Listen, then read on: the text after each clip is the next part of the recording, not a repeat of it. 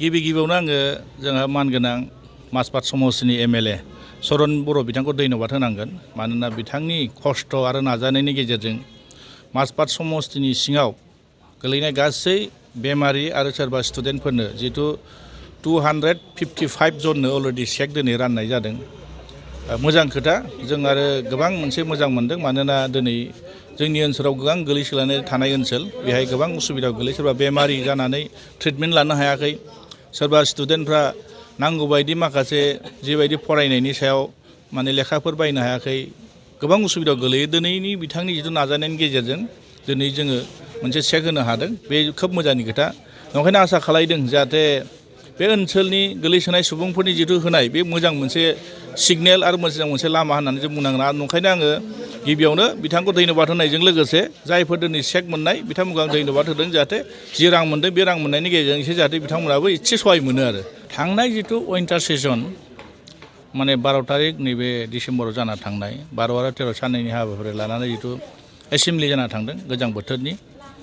बेहाय जितु बिथांमोना जि बाथ्राखौ बा जितु तथ्य जोंनो होदों बे बाथ्राखौ आं रायजो राजानि गेजेराव बुंफोरनानै होदों नंखायनो बेखौ रायजो राजाफ्रा बिजिरगोन मानोना सैथो खोथाखौथ' रायजो राजानि गेजेराव जों बुंथारनांगोन मानोना जों अपोजिसन हिसाबै जोंहा रायजोनि गेजेराव फोरमायथारनांगोन मानोना बिथांमोना जिबायदि खोथा बुंदों बिराद मावनायनि खोथा बुंदों जोंहा बुंनांगौ दरखार गैया जों बिथांमोननि खामानि मावजानायखौ लुगैदों खिन्थु खामानि मावनायनि नामाव माखासे जि बुस्थुखौ मावनो हायाखै बेखौ बिथांमोना बांसिन खोथा बुंनानै दल दामनानै नंखाय फोसावनायखौसो जोंहा रायजोनि गेजेराव बुंफोरनो गोनां दं ओंखायनो जों बेखौ लानानै बुंदों आरो ओंखायनो आं आसा खालामदों जाहाथे बिनि सायाव रायजो राजाफ्रा बिजिरगोन मानोना बिजिरनायनि सम सफैबाय दिनै बिथांमोना जि बाथ्रा होदोंमोन बिराद गिदिर गिदिर खोथा होदोंमोन बे गिदिर गिदिर खोथा होनाय मथे बिथांमोना दिनैसिमबो मोनसेबो खामानिखौ मोजाङै मावफुंनो हायाखै गासैबो माने आद्रा खिसा फुल फ्लेजेड मावनो हायाखै बिथांमोना ओंखायनो दिनै जों नुदों सुक्तिनि बेलायावनो बुं सुक्तियाबो बिथांमोना जेरैबायदि बुंदों 80% मावबाय होनना बुंदों 80%आव दिनै मावफुंनो हायाखै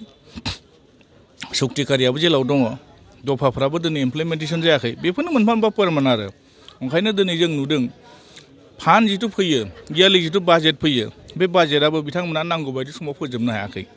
आरो दुर्नितिनि खोथाखौथ' बुंला माने दुर्निति फ्रि होनना बुङो बिथांमोना कारापसन फ्रि खालायनायनि खोथा बुङो कारापसनखौथ' नों सानथ्र'नो हाया बिथांमोननि कारापसन खालायनायखौ ओंखायनो आं बुंला बेखौ रायजो राजाफ्रा बिजिरगोन आरो कारापसना मोरै जायो मोरै जाया मानोना जायफोर जोंहा बिटिसिआव गोबां थिकादारफोर दंमोन बिथांमोना बिल मोनाखै ओंखायनो बिटिसि ओनसोलनि जितु थासारिया खोब गाज्रि मानसिफोरनि आखायाव थाखा फैसा गैला डेभेलप जायाखै बिजनेसा मोजां जायाखै बेफार बानिज्यफ्रा मोजां जायाखै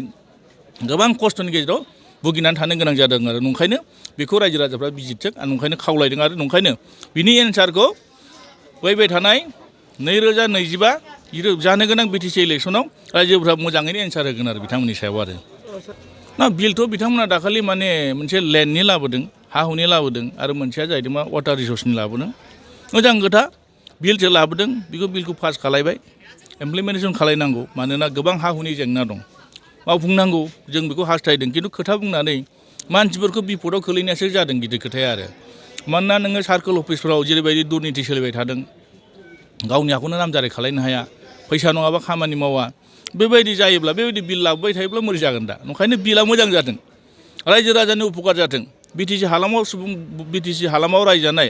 सुबुं माहारिफ्रा जाहाथे हानि जेंनाया जाहाथे दा थाथों बेखौ जों बयबो हास्थायदों जोंबो सेस्था खालायबाय थादों आरो बिथांमोनाथ' बांसिन खोथा होदोंमोन सरकार फैनाय लोगो लोगो 15-20 दिननि गेजेरावनो मास मोनसेनि गेजेराव मावफुंनायनि खोथा बुंदोंमोन बहाथो साबैसे मानसिनो होनो हाखो गासिबो नंखाय बेथ' फोरमान जादोंना बे आं बुंनाय खोथा गावसिनि डाटा होनायानो फोरमान होदों ओंखायनो बेखौ नुसारदों आरो ओंखायनो आं बुंगोन जे बिथांमोना बिदिनो बिल लाबोदों मावफुंनो हायाखै आसा खालायदों जेराव फैबाय थानाय दिनाव जाहाथे समाथ' गैखाला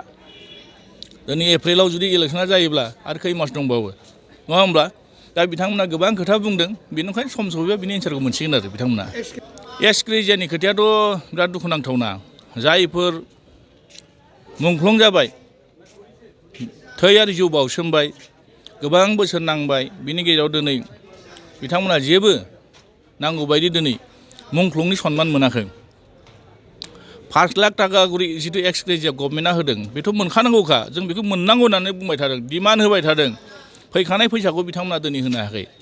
नंखायनो दिनै फाइनाल खालायनो हायैयासो दुखु जादों दिनै बिथांमोना दासिमबो गावनो सासे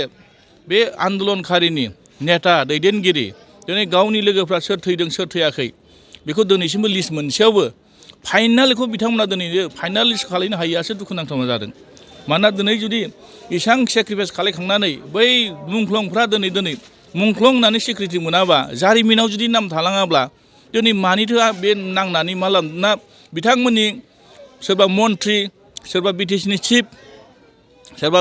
बिटिसिनि डिपुटि चिफ सोरबा इएम जानायावथ' जों आन्दलन खालायाखैमोन ना जोंनि थांना थानो थाखाय जिथु अधिकार सांबिधानिक मर्यादा बेखौ मोननो थाखायसो जों आन्दलन खालायदोंमोन। ओंखायनो दिनै नुदों बिथांमोना जि बाथ्राखौ बुंदों एस गिरिजायाबो आं दाखालि नोंथांनि ससियेल मिडियानि गेजेरजों बुंखादों जे 5 लाख करि होनो गोनां माखासे 10 कोटि थाखा दाबो बिथांमोननि आखायाव दङ लिस्टखौ फाइनाल खालामनो हायाखै होनदों। नै मास सफैबानो बिथांमोननि माबाया जोबसिगोन। ओंखायनो दिनै आरो थांनाय बाने 2023 आरो 24 बेहायबो बिथांमोना गासै 25 कोटि फैदोंमोन। 25 कोटिनि गेजेराव बिथांमोना गासै 19 कोटि 55 लाखल' होनो हादों। अब्ला बिथांमोना दिनै बेसेबां होनो हायाखै बेखायनो फोरमान ना। ओंखायनो दिनै माखासे जों नुदों जे फैबाय थानाय दिनाव बिथांमोना माखासे गोरोन्थि खालामबाय थानायनि थाखाय गोबां रायजो राजाफ्रा खस्थ' मोन्दों आरो दुखुबो मोन्दों आरो। ओंखायनो आसा खालामदों बिथांमोना दिनै माखासे जेलाव थानाय जायफोर जोबथेसालियाव दं बिथांमोनखौबो मुक्त खालामनायनि खोथा बुंदों बेखौबो बिथांमोना दिनै फ्रि खालामनो हायाखै। आरो जायफोर दिनै रिभलिउसन खालामनानै फैनाय जायफोर दिनै दं गोथाङै दं बिथांमोना दिनै साख्रि होनायनि खोथा बुंदों। मोजांनि खोथा साख्रि होनांगोन। एनडिएफबिआ 37 बोसोर आन्दलन खालामदों। बै समाव जुदि 20 बोसोरावनो जुदि आन्दलन खालामदोंब्ला 37 बोसोर आन्दलन खालामबा नायबा मानसिया बोराय जाजोब्बाय। बिथांमोना दिनै जायफोर दिनै साख्रि होनो हायाखै बिथांमोना थांना थानायनि मोनसे लामा दिन्थि नङा होमबा बिथांमोननो हो दिनै बिथांमोननोबो होआ हाजिरा मुजिरा मावलाबायनानै जाना दं बेसोराफोर जेबो गैया। ओंखायनो आसा खालामदों बिथांमोननि खोथाया भेलु गैया समाव बिनि एन्सारखौ बिथांमोना गावसोरनो गावनो मोनगोन आरो। बेथ' दिनैनि थारिखआव बिथांमोना जोंबो नुदों आं नुदों आरो ससियेल मिडियानि गेजेरजों बिथांमोना अमित शाह माने भारतनि हम मिनिस्टार अमित शाह बिथांजों आरो जोंहा तपन डेका आइबिनि बिथांमोनजों माखासे इन्टारेक्ट खालायदों माखासे खोथाफोरखौ बुंदों। दा खोथाया जाहैदों मा बेथ' मोजां बिथांमोना बुंदों जों प्रकाश खालामदों मोजां खोदों खिन्थु जायफोर दिनै थांनानै बिथांमोना बे कुइसनखौ खालायदों बुंदों बिथांमोननि आखायावनो डिसिसन लानो हानाया दङ।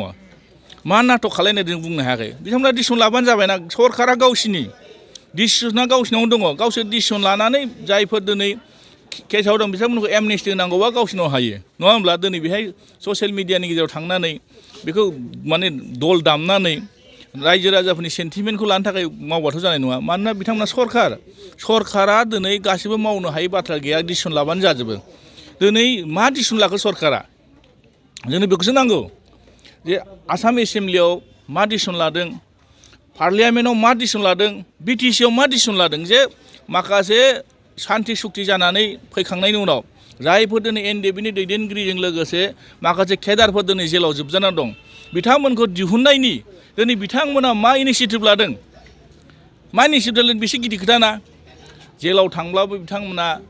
खोथाखौ बुङो जों दिहुनगासिनो दं खिन्थु थाइसेबो थाखा बिथांमोना सहाय खालामबोआखैना बिसोर गिदिर खोथा सावरायनानै टाइम पास खालामबाय थानायखौ जों लुबैयाखै बिनि रिजाल्टखौसो जों लुगैदों आरो। ओंखायनो दिनै बिथांमोना सावरायथों सोरबा माने हम मिनिस्टारजों सावरायदों जों वेलकाम खालामदों प्राइम मिनिस्टारजों रायलायदों जों वेलकाम खालामदों खिन्थु जोंनो रिजाल्ट नांगौ। बेबायदि रायलायनानै अलरेडि दिनै 5 बोसोर बारहोनायखौ जों सुखुवाखै। ओंखायनो जोंनो थाब सम नांगौ सान्थि सुक्तिबा रावबो जेलाव थानो मोना उदां अख्राङाव फैजोबनांगौ आं बेखौनो खावलायगोन आरो। Thank you.